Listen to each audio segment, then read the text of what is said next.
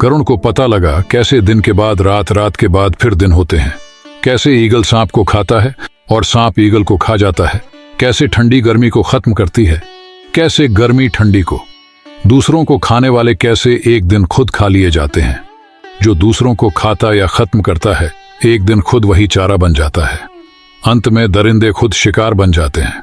Life के लिए दरिंदे और शिकार दोनों जरूरी है। असुरों से हार कर देवताओं ने स्वर्ग खो दिया था और स्वर्ग असुरों का राज्य बन गया था, लेकिन अंत में वो दोबारा देवताओं को ही मिल गया। हर युद्ध में मिली जीत हमेशा कुछ वक्त के बाद बदल जाती है, परमानेंट नहीं रहती। इसी तरह हार भी परमानेंट नहीं रहती। सभी को एक जीवन मिलता है, सभी को संजीवनी मिलती है। संजीवनी मतलब दोबारा लड़ने की ताकत, फिर से जीवन में अच्छा करने की ताकत। भगवान विष्णु ने गरुड़ को भगवान ब्रह्मा के ग्रैंड चिल्ड्रन और ऋषि कश्यप के सभी लड़कों, देवताओं, असुर, गरुड़, सांप और कछुए और हाथी के बारे में बताया। ये सब एक दूसरे से सदियों से लड़ रहे थे। नेचर के हिसाब से कछुए और हाथी का जन्म धरती के फाउंडेशन को बचाने और मजबूत करने के लिए हुआ था, लेकिन ये दोनों लड़ने लगे। धरती में हाहाकार और इंस्टेबिलिटी पैदा होने लगी। इसी तरह लोग अपनी लाइफ बर्बाद करते हैं, दूसरों की चीजें पाने के लिए अपना मुंह मारते हैं, उस सक्सेस के लिए लड़ते हैं जो उनका है ही नहीं, और दूसरे लोग जस्टिस के लिए लड़ते हैं जो उनके लिए है ही नहीं। दोनों अपने लड़ाई को सही मानते हैं और मानते हैं कि दुनिया उन्हीं की है, लेकिन इन दोनों में से सही कोई नहीं है। सभी जीव जंतु, क्रिएचर और इंसान, सभी भूखे लोगों का सिर्फ खाना है। लेकिन इन सबसे बाहर निकलने का भी एक रास्ता है जो अंगूठे के साइज वाले बलखिल्या अर्शी बताते हैं। ऐसे बनो जैसे फ्यूफे के अंदर रहने वाले कैटरपिलर्स जो बाद में तितली बन जाते हैं।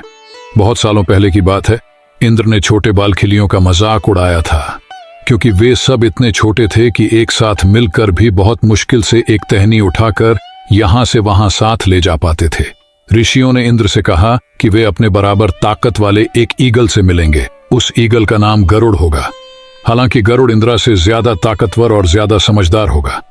वो इंद्र को हरा सकेगा, लेकिन इंद्र के स्वर्ग को जीतना या हारना उस गरुड़ का इरादा नहीं होगा। वो सारे देवताओं को हराकर अमृत कलश अपने कब्जे में कर लेगा, लेकिन वो अमृत का एक घूंट भी नहीं पिएगा। गरुड़ ज्ञान को पाना चाहेगा, ना कि पैसे, सोने चांदी, साम्राज्य या ताकत को। ज्ञान की यही भूख गरुड़ को विष्णु भगवान के पास ले आई थी। भगवान विष्णु ने गरुड़ को बताया कि मौत के मुंह में लटका इंसान एक चमगादड़ की तरह होता है जो एक और लाइफ की भीख मांगता है, ताकि वो एक बार फिर से लाइफ को यूटिलाइज कर सके, योग से जन्म और मरण के साइकिल को तोड़ सके। लेकिन जब उसे दोबारा जीवन मिलता है तो वो यही बात फिर से भूल जाता है। वो अपनी इंद्रियों, अपने सेंसेस के वश में हो जाता है और माया के जाल में फिर से फंस जाता है। इसी माया के जाल में फंसकर वो फिर से अपने ही भाई बहनों से लड़ाई और गुस्सा करने लगता है। इस तरह वो फिर उसी जन्म मृत्यु के चक्कर में फिर से उलझ जाता है, जिससे छुटकारा और बंधन को तोड़ने के लिए उसने नई लाइफ मांगी थी। इंद्रियों और माया के चक्कर में पड़कर वो कछुए और हाथी की तरह अपनी लाइफ वेस्ट कर देता है और फिर एक बार वापस मौत की खाई की तरफ लटका होता है। अब सवाल यह है कि भगवान विष्णु को यह सब कैसे पता? ऐसा इसलिए क्योंकि भगवान विष्णु की इस अनंत ब्रह्मांड यानी इन्फिनिटी वर्ल्ड, जो अनंत जीव जंतुओं और चीजों से भरा है, उसके बनने और अंत के विटनेस यानी कि साक्षी है। कहा जाता है कि उनकी आंखें इस पूरे यूनिवर्स की हर चीज पर हैं। कुछ भी उनकी निगाहों से छुपा नहीं है। वे सब कुछ देख सकते हैं, सब कुछ कंट्रोल कर सकते हैं। भगवान विष्णु से ये सारा जीवन का ज्ञान लेकर गरुड़ ने अपने पिता ऋषि कश्यप को भी बताया। ऋषि कश्यप ने यही ज्ञान ऋषि भृगु को बताया। भृगु वो थे जिन्होंने तीनों लोकों का चक्कर लगाया था। ऋषि भृगु से ये ज्ञान ऋषि वशिष्ठ को मिला, जो सोलर डायनेस्टी के गुरु थे। वशिष्ठ से ये ज्ञान ल्यूनर डायनेस्टी के गुरु पार्शर को मिला। गुरु पार्शर ने यह ज्ञान वैदिक रचनाएं लिखने वाले महर्षि व्यास को दिया। महर्षि व्यास ने इसी ज्ञान को कहानीकार रोमहर्षिणा को सौंप दिया, और रोमहर्षिणा ने इस महान ज्ञान को नैमिषा के जंगलों में रहकर साधु संतों को सुनाया। तब से इस ज्ञान को गरुड़ पुराण कहा जाता है, क्योंकि इसे सबसे पहले गरुड़ ने अपने पिता ऋषि कश्यप को सुनाया था। आत्मा, देह, प्रेत और पितृ, मृत्यु की कहानी में कभी न खत्म होने वाले जीव यानी कि आत्मा को ही मैन कैरेक्टर माना जाता है, जिसे वैदिक संहिता में पुरुष कहा जाता है। ब्राह्मण लिटरेचर में इसे प्रजापति और उपनिषदों में इसे आत्मा कहा गया है। हिंदू धर्म को मानने वाले हिंदुओं ने इस संसार को 2 पार्ट में डिवाइड किया है। पहले पार्ट में उस जीवन को रखते हैं जिसे हम जी रहे हैं, महसूस कर रहे हैं, और जो एक समय बाद खत्म हो जाता है।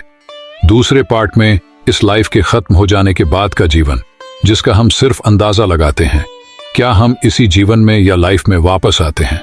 क्या हम इंसान भी उन प्लांट्स की तरह दोबारा जन्म ले सकते हैं जो अपने सीड्स या बीजों की मदद से एक बार मरकर फिर से उगाते हैं?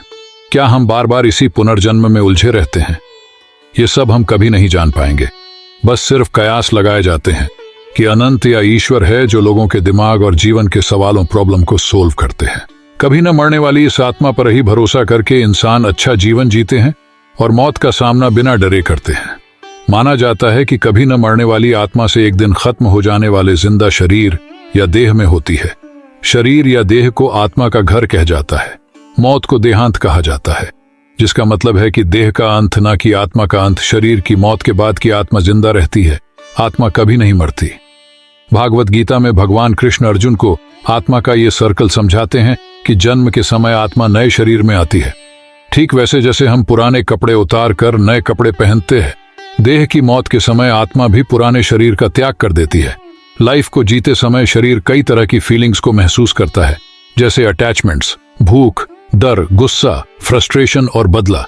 जबकि जानवर ये सब महसूस नहीं करते। अगर उनका पेट भरा है तो वे भूख को भूल जाते हैं, लेकिन हम इंसान नहीं भूलते।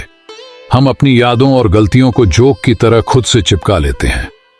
इस तरह ये सब आत्मा को ऐसे ढक लेते हैं जैसे किसी क्रिस्टल के ऊपर जब धूल जम जाती है तो क्रिस्टल नहीं, सिर्फ धूल ही दिखाई देती है। अनंत का ज्ञान और हमेशा जिंदा रहने वाला चित्त या आत्मा एम्बिशन, जस्टिस और फेयरनेस के फेर में पड़कर धुंधला हो जाता है। एम्बिशन इस बात की कि जो हमारे भाई बहनों के पास है हमें उससे ज्यादा पाना है, और फेयरनेस इस बात की कि जो भी हमारे भाई बहनों के पास है कम से कम उठना हमारे पास भी हो। उनसे ज्यादा न सही, लेकिन उनसे कम भी नहीं। इन सब चक्रों में फंसकर हम खुद को सबसे अलग और अकेला पाते हैं। दूसरी इंपॉर्टेंट चीज जो हमें उलझाती है वो है अपॉर्चुनिटी या डर। हम डर से छुटकारा पाना चाहते हैं और अपॉर्चुनिटी का फुल यूज करना चाहते हैं। दूसरों का बलिदान देकर उन्हें ठग कर खुद को आगे बढ़ाना या जीना चाहते हैं। हम फाइनाइट होकर इन्फिनिट को काबू करना चाहते हैं। जो लिमिटेड है वो खुद को लिमिटलेस करना चाहता है। मॉर्टल इमॉर्टल होना चाहता है, जो अभी बताया गया है। यही सब कुछ जीवात्मा और परमात्मा की देह या बॉडी को प्रेत या गोस्ट में बदल देता है। गरुड़ पुराण में बताया गया है कि आत्मा प्रेत या भूत में बदलने के बाद इस संसार के जाल में फंस जाती है और दोबारा जन्म नहीं पाती, लेकिन यह मृत्यु के देवता के पास, जिसे यमलोक कहते हैं, वहां चली जाती है। दोबारा किसी शरीर में जाने या कहें कि नए जन्मे शरीर में जाने तक भृत्तर के रूप में यमलोक में ही वेट करती है। और यह वेट तब तक चलता है जब तक धरती में मौजूद उस आत्मा के रिलेटिव आमता में शरीर की मौत के बाद प्रॉपर डेथ।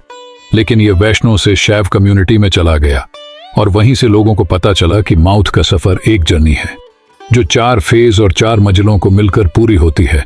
अगर आप भी इसे जानना चाहते हैं तो फौरन सुनिए गरुड़ पुराण का अगला चैप्टर। धन्यवाद।